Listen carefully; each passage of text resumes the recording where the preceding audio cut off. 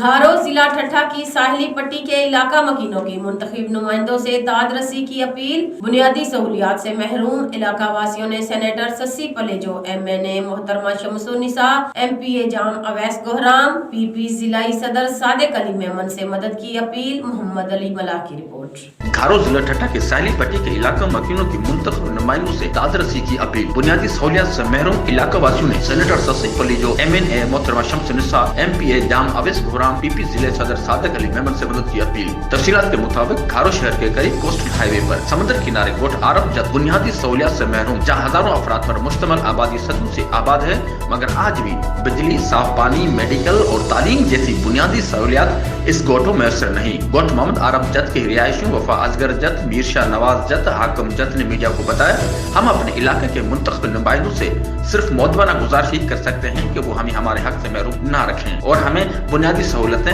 फराहम करें और यहाँ पर बसने वालों की जरूरतों को देखते हुए उनकी बुनियादी मसाइल हल किए जाएं। उन्होंने कहा कि हम भी चाहते हैं कि हमारे बच्चे तालीम हासिल करके मुल्क का नाम रोशन करें, हम और हमारे प्यारे साफ पानी पिएं, हमारे पास सेहत की सहूलतें हों।